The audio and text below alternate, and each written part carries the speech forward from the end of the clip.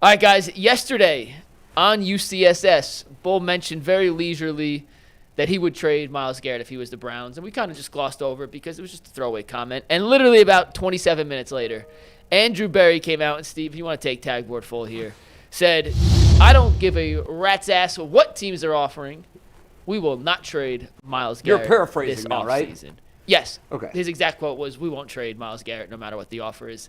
I made it a little more exciting because that's what we tried to do here. Andrew Berry did not say rat's ass, but I did. Right or wrong decision, Jay Crawford, in your opinion, for Andrew Berry to come out and make a strong stance that Myles Garrett is a Cleveland Brown and will remain a Cleveland Brown for the 2025 season? It's wrong because general managers typically should never, ever, ever tip their hand in anything. But here's why it's okay.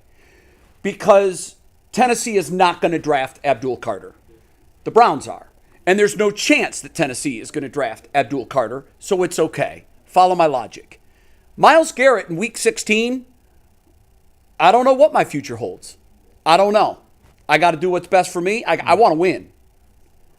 Fast forward a week. I'm going to have a conversation with management to see where we're going. Fast forward a few days. It's all good, man. We're not as far away as you think. Something's coming soon. Okay, I put that through my decipher, and here's what I came out with. In their sit-down, they told him, for the first time in your tenure as a Cleveland Brown, we're going to give you a real bookend, a real threat at pass rush.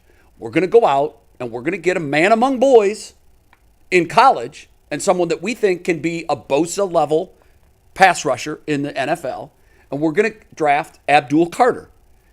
And we're going to make our defense stout. That's step one. We're not going to draft a quarterback because the quarterback that's going to turn this franchise around isn't in this draft. And Myles Garrett suddenly was like, cool. We're not as far away as I thought. And expect something soon. So I expect very soon, and I think that was my theory. It's been confirmed with Barry's comments yesterday. They're all in on the defensive pass rush. They've told Myles Garrett what he needed to hear. They're going to give him a long-term extension that will ensure he retires as a Cleveland Brown. That's good for us. So, yeah, I don't really mind that they came out and said all of this because, to me, it telegraphs that they're going to take Abdul Carter in the draft. Oh, you got that? Yeah, Dustin. Tell me where I'm wrong. I don't read that much into it. I think Andrew Berry is not going to trade Myles Garrett, even though I think they probably should. What did he tell him, Dustin? I don't know. That made him stand down because we were at an impasse. Well, he was saying clearly, this ain't it, and I need some assurances from management that we're going to do something. So my thoughts on this are just a couple things. Number one, like Myles Garrett's going to be 30, right, next year, and he's going to want to. He's actually like relatively cheap for the Browns right now, so he's going to want a contract extension. Yeah, definitely. He's going to want paid big time money.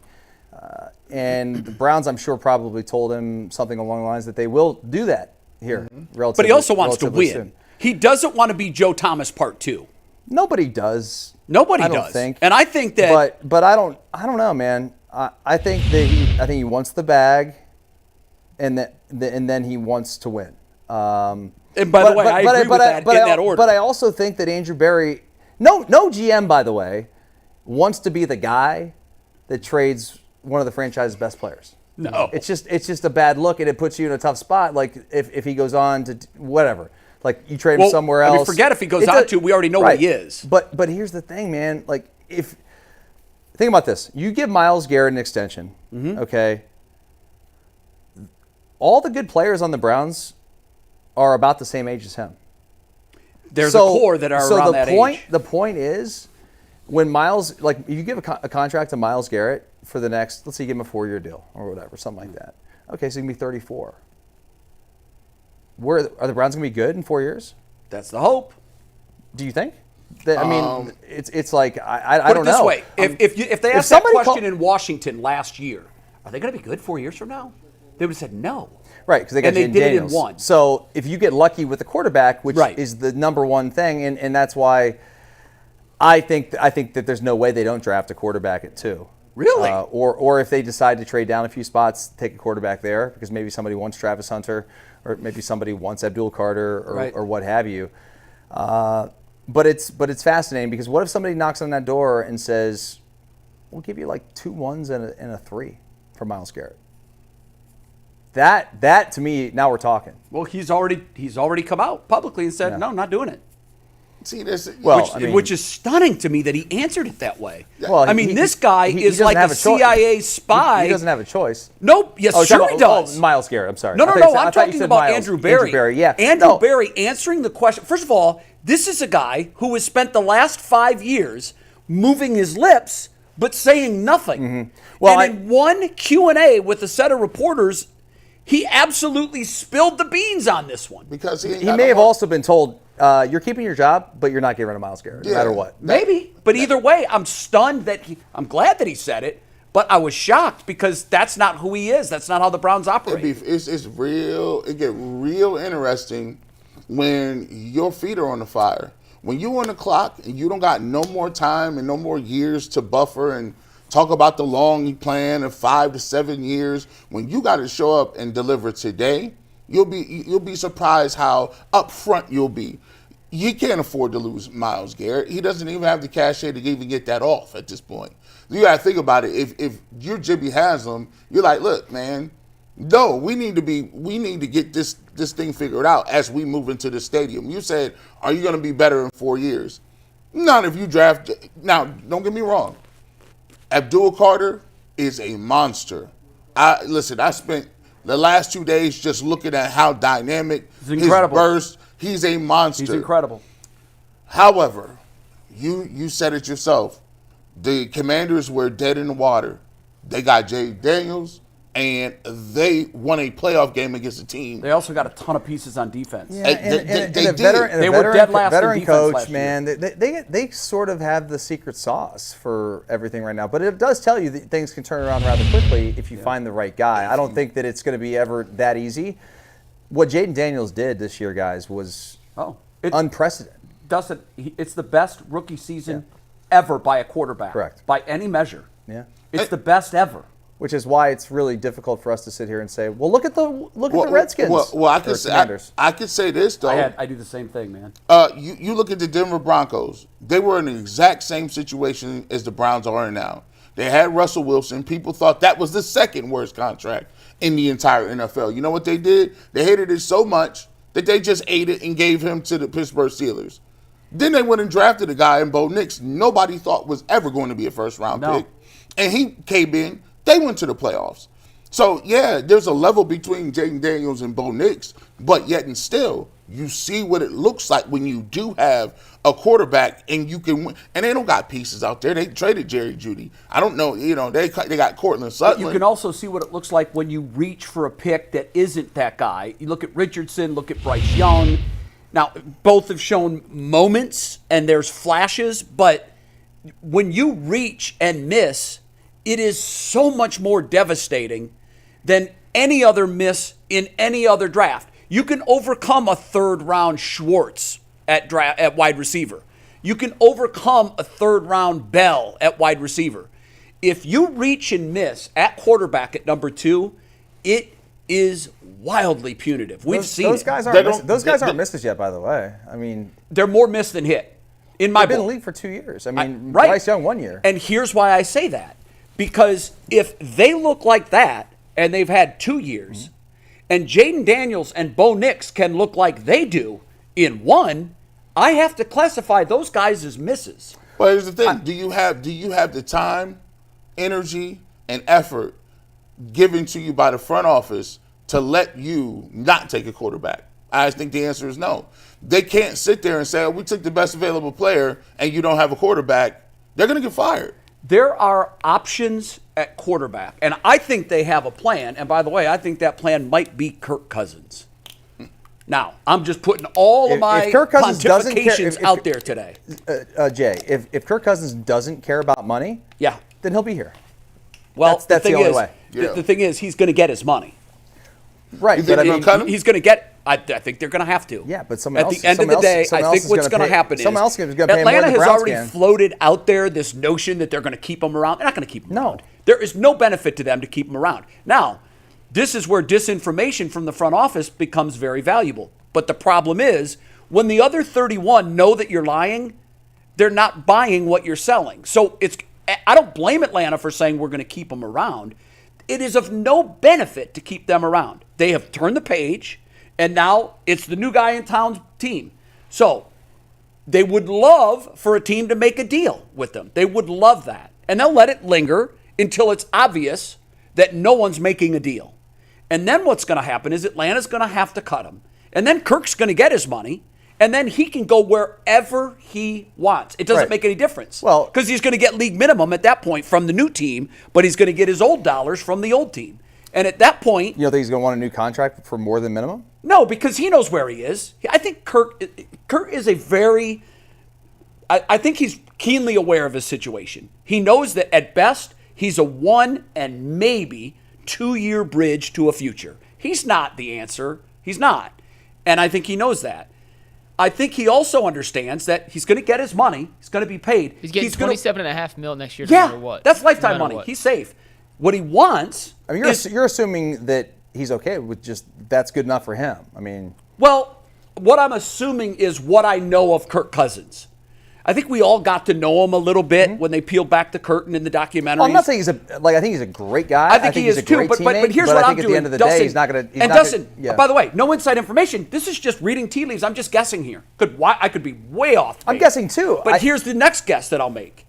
If I'm Kirk and I'm getting my money, doesn't matter where I go, except for there's one thing that's crucially important. I have to be comfortable with the situation.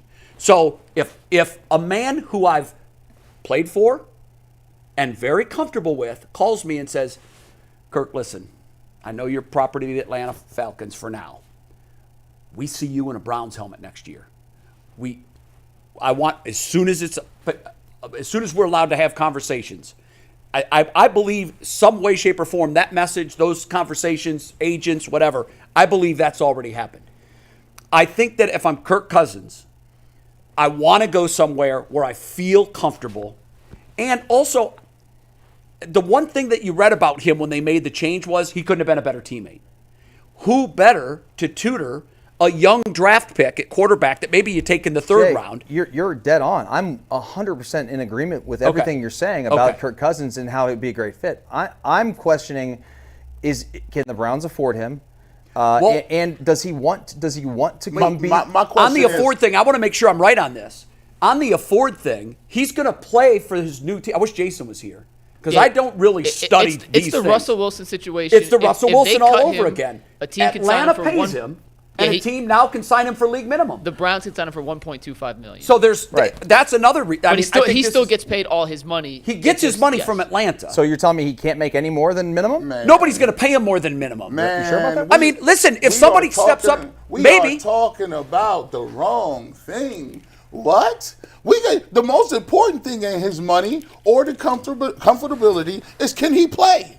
Let's look at it. He played horribly. He got benched last year. He was one of the worst quarterbacks in the league. So was Joe Flacco when we brought him in here. Hey, guess what? Here's the thing. Joe Flacco was off the couch. Hey, Joe Flacco was chilling at the crib. Joe Flacco had another bad year last year. And Kirk is what, 5-6 years younger? Kirk's 36. And Flacco didn't have Flacco in. He didn't have 40. He didn't have 39? He didn't have no Achilles. 39. He didn't have no Achilles injury. I'm not worried about the Achilles injury. I'm not. When he's a year, you and I have talked about this a lot. It's the same thing as the ACL. When you're further away from the original injury and closer to 40, I mean, Aaron Rodgers looks shot too. Here's what I saw with my eyes over the last 2 years. I saw an offense that looked drunk, inept, a dumpster fire, with a quarterback who was 29. 28, whatever Deshaun Watson was. In the last 2 years, I watched them bring in guys pretty much off the street. In Joe Flacco's case, this dude was off the couch. Yeah. Brought him in, and with my very own eyes, I watched that same inept, drunk offense drop 30, 300 passing yards per game. It was like they just boop, out, boop, in. Ta-da! But and all of a sudden we looked like we didn't look like we became a playoff team. But what happened is when you start with older quarterbacks, you look at it and they say, okay, Joe Flacco played well in a little stretch for the Browns. He didn't play well last year. No. That's the thing. But that's okay. But they our 2 of our 3 wins last year came with another guy off the street that no one thought could play, and he came in here and beat our division rivals. Here's the thing, though. If you want to win, you can't do it with guys off the street. But see, here's what I'm trying to get through. I'm not saying 3-14 to 14-3. That's not happening. Here's what I'm saying. You got to build a winning culture now. I don't think this football team is that far away from at least 9-8. I don't. And you guys can call me crazy. I don't. With the talent that is there. And if you add another premier defensive pass rusher onto a defense that we know can be a great defense, I don't think we're not. Don't get me wrong. I'm not saying, oh, yeah, this will put us in the Super Bowl conversation. No, we're not saying that. What I want for next year is a 9-8. We have got to reverse this culture, and we know it can be done. If you get to 9-8, here's the problem. And then here's your problem. Kirk tutors Will Howard or whomever, and then in 2 years, we pass it over to him. Well, here's the thing. When you're dealing with it, this is the premise that I don't get. If we're talking about this is a bad class, right, and this is not a great class, and we'll talk about it later on, these quarterbacks would be the 6th or 7th quarterback in last year's draft. My thing is, how are you going to take the 5th or 6th best quarterback in a bad draft and bank on that? That's crazy to me. Denver did it last year. That's how. Well, you look at it. If you're going to have Denver took the 6th quarterback in the class. The 6th best quarter, but that was a great class. It was a great class. This is what people are saying, a weak class. Sure. So if you're going to take the 5th or 6th quarterback in a weak class, how can you say that guy's going to turn out a pan to be something? It's just unfair to say something definitively like it's a weak class. We don't know if it's a weak class. No, but everybody thinks it is. But you're right, Dustin. People thought that Josh Allen's class was weak. Here's the thing. What I say about no one thought Mahomes, like those dudes, like I agree with what you're saying. I think that there's a lot of times that we sit here and say that this class is weak, this class is this or that. Listen, you can only pick who's available. Somebody in this draft class is going to be good. Somebody. I don't care who it is. There's a good chance. Let me ask you this. Can you put a percentage chance on I'm going to ask you a question here. If you had to put money in the middle of a table right now on guys that you know are going to be good at the next level, how much are you putting on Abdul Carter, and how much are you putting on Cam Ward or Shedeur Sanders? It's 50-50. You're going to put the same amount that Sanders or Ward will have? Wow. You know why? Because I just saw Mike Hall Jr. Mike Hall Jr. got here, and this is what happens with rookies. You get hurt, you can get in trouble, you can have off the field Mike stuff. Hall had a pretty nice impact when he was on the field. That's what I'm saying. But that's when he was on the field. Like, these are things that dictate whether a guy's going to be successful or not. Well, it's a 50-50 proposition. None of these guys have off-field baggage. Mike Hall Jr. didn't have off-field baggage. Well, there were red flags about Mike Hall Jr. I mean, so we just ignored them. Well, I never heard anything about Mike Hall Jr. coming out of Ohio State. I never heard any red flag. All I'm saying is any proposition that you talk about with any of these guys in the draft is a 50-50. None of these guys are finished products. None of these guys are guys that you're going to plug in and Justin, they're going to be so dynamic. You agree with that? I can't definitively say that. I think that it's easier for a player, a non-quarterback position, to not be a bust, to be a... Because when quarterbacks are busts, they're spectacular busts. Yeah, and like, think about this. Like, if you're Abdul Carter, what are the chances that he's going to be, at worst, an average player, an average starter, right, for 8 years ish? Let me try to answer it this way: the stalwart pass rushers that have come out of the Big Ten in the last decade, they've all transferred to the next level. Every one of them. So let's assume he's going to be a good player in the league. I'm making that assumption. Yeah, of course it's a bigger risk with the quarterback. It's harder to play the position. It's harder. I understand the intoxication of going after the quarterback he's this shiny object. No, I'm not saying it's intoxication. It's a necessity. That's an intoxication. No, like necessities, like the intoxication is like I'm going out here to get drunk because I have a good time. No, this is lights, cable. Bro. I need one. Bro, we've been in withdrawal for 25 years. I understand years. that. And what I'm saying is that need is like an intoxication.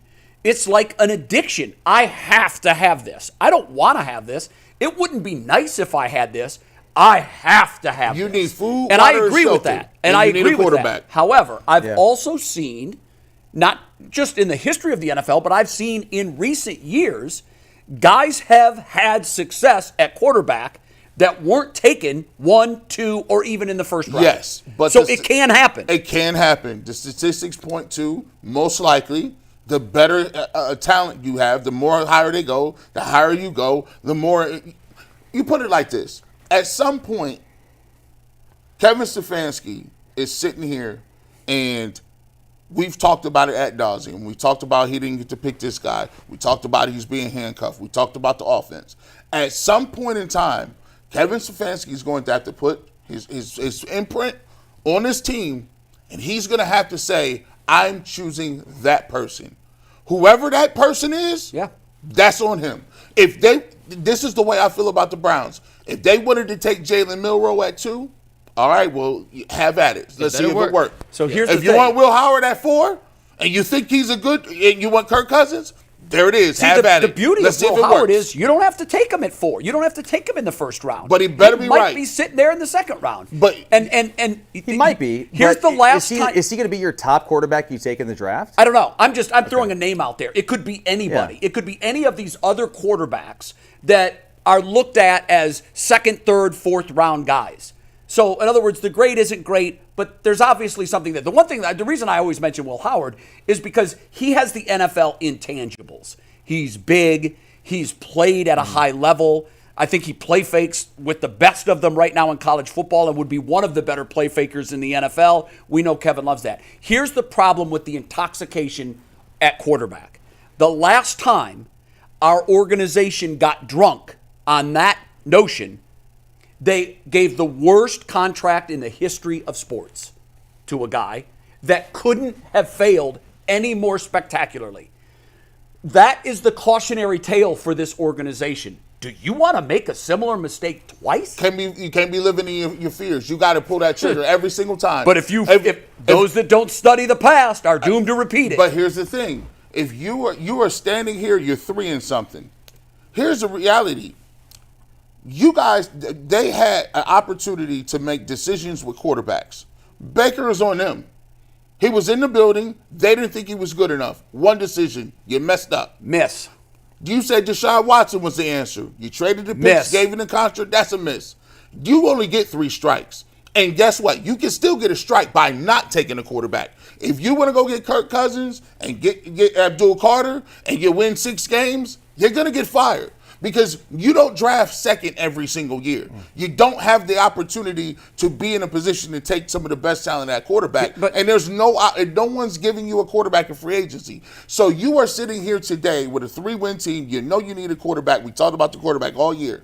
Now you have to have the scouting department. You got to have the GM do their due diligence and get paid and actually earn their paycheck. They earn big dollars by banking on I can pick the guys in the groceries that get it done. And they haven't done it yet. Well, if they don't do it this year. And here's the thing. You mentioned G, 6 wins. If we win 6 wins, we double our win total. I know. We're not at the bottom.